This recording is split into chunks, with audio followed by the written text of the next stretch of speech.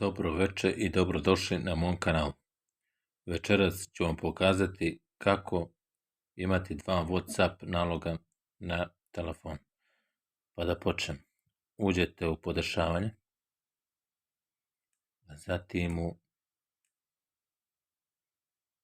aplikacije, a onda u dvojne aplikacije.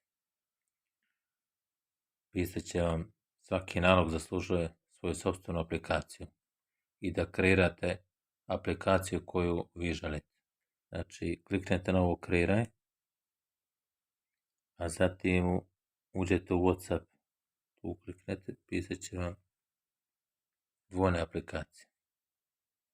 Znači, tu kliknete, onda će vam pisati dvojna aplikacija za Google uslugu. Izrada dvojnih aplikacija zahtijeva rad sa Google uslugama. Izraditi dvojnu aplikaciju za Google usluge. Uključite, onda malo sačekate da se kreira dvojna aplikacija. Evo vidite sami, uspješno je kreirana. Izađete iz ovoga i nađete, znači vidite WhatsApp jedan pored drugog. Ovo je klonirana WhatsApp aplikacija. Tu uđete, kliknete da otvorite.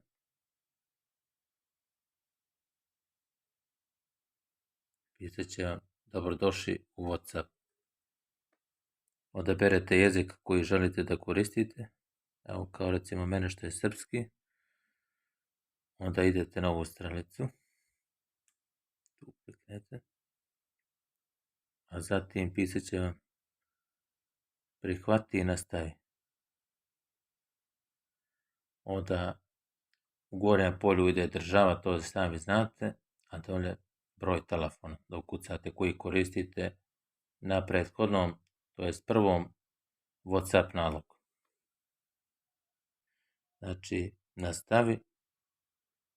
Želite da dozvolite da pristupa kontaktima. Znači,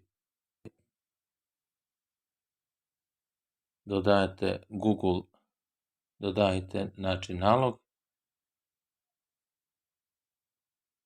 da biste mogli da pristupite, znači u slučaju traženja kopija poruka, znači od prošlog WhatsApp naloga. I onda uđete u kontakte, ostale i to je to što se tiče ove aplikacije. To je bilo sve u ovom klipu. Nadam se da vam se svidio. Zapratite me na ovom kanalu radi još videa koji će biti uskoro objavljeni. Pozdrav, do gledanja.